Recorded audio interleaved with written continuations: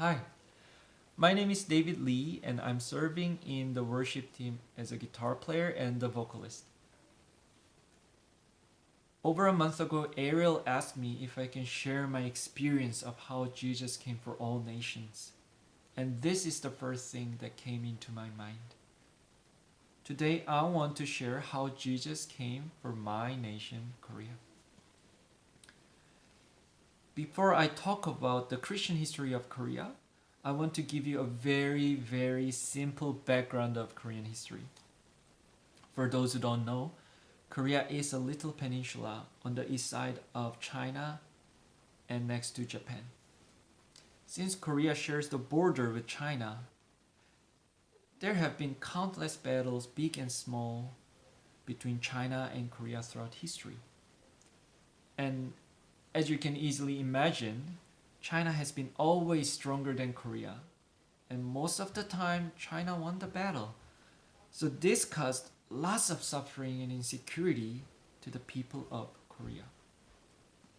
Also, throughout history, Korean people had suffered from social injustice that caused by unequal social classes.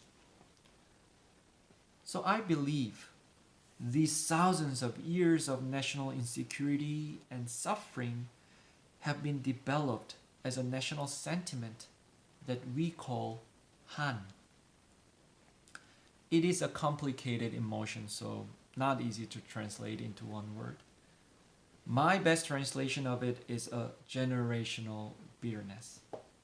And I've learned and heard many times of this statement that Koreans are people with many Hans.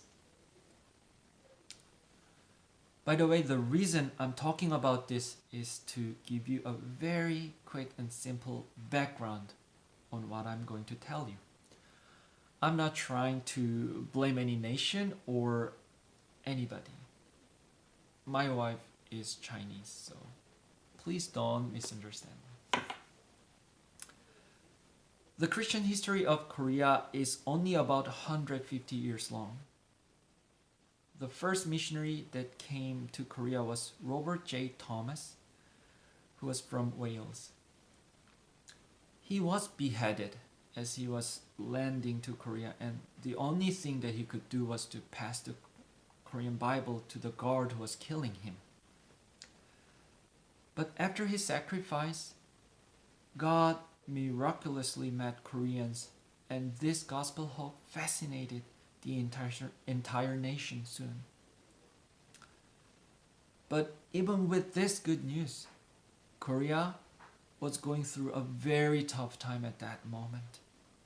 Many nations were invading Korea, and the whole nation was in fear and sorrow.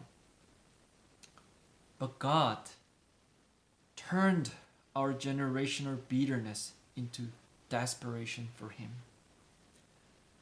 Korean Christians were no longer staying in self pity, meditating on their generational sadness and bitterness.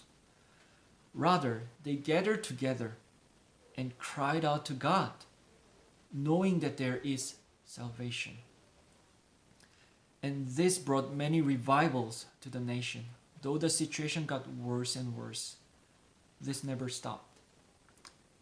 Korea had gone through colonization, wars, and division, especially after the Korean War in 1950 between the North and South. The whole nation was devastated. Millions of people were killed, and most of the infrastructure of the society was destroyed. After the war, literally, there was nothing left. But this made Korean Christians be more desperate to God. They gathered every day to pray together. Monday night prayer, Tuesday gathering, Wednesday worship, Thursday's prayer meeting, Friday stay all night prayer, and of course, every early in the morning there was morning worship every day. And there was so much more. People went to a prayer mountain to cry out to God, and church small groups were filled with enthusiastic prayers. And this is what God has done. He turned our generational bitterness into desperation for Him. We couldn't find comfort for thousands of years, but Jesus comforted us through His suffering and death. And His resurrection and the promise of eternal life gave us hope and motivation to rise up from the ashes. It is a miracle that I'm standing here speaking and sharing to you, since even when I was born, not many people had a passport. We Koreans found much needed comfort in Jesus, and more than that, we found new life in Him. Jesus indeed came for all, including my nation, Korea. Thank you for listening.